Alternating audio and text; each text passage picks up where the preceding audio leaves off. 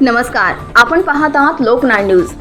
एका निष्पाप जीवावर काळाने घाला घातला। घरासाठी साधा आठवडी बाजार करायला गेलेल्या महिलेचा प्रवास थेट मृत्यूकडे वळला। भंडारा तालुक्यातील ही घटना मन सुन्न करणारी ठरली आहे। मिळालेल्या माहितीनुसार पहिला येथील रहिवासी सौ चित्रलेखा दिलीप आकरे वय वर्ष 50 या दिनांक 17 एप्रिल 2026 रोजी सायंकाळी सुमारे 7 वाजताच्या दरम्यान आठवडी बाजारासाठी गेल्या होत्या। बाजार परिसरात गर्दी असतानाच रतन दलीराम सावडे वय वर्ष 30 याने भरधाव वेगाने दुचाकी चालवत मागून जोरदार धडक दिली। या भीषण धडकेत चित्रलेखा आकरे गंभीर जखमी झाल्या। घटनास्थळी मोठी खळबळ उडाली।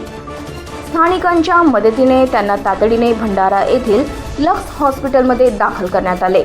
डॉक्टरांनी सर्वतोपरी प्रयत्न केले, मात्र 2 दिवस मृत्यूशी झुंज दिल्यानंतर अखेर दिनांक 19 एप्रिल 2026 रोजी दुपारी 1 वाजताच्या सुमारास त्यांची प्राणज्योत मालवली। या दुर्दैवी घटनेमुळे आकरे कुटुंबावर दुःखाचा डोंगर कोसळला असून संपूर्ण परिसरात शोककळा पसरली आहे। मनमिळाऊ आणि शांत स्वभावामुळे परिसरात त्यांची ओळख होती। त्यांच्या पश्चात पती, मुलगा, विशाल, 4 मुली आणि मोठा आप्त परिवार आहे। दरम्यान या अपघातानंतर परिसरात संतापाची लाट उसळली असून भरधाव वाहन चालकावर कडक कारवाई करण्याची मागणी नागरिकांकडून होत आहे। या प्रकरणी पुढील तपास सुरू आहे। लोकनाळ न्यूज, संजीव भांबोरे, भंडारा।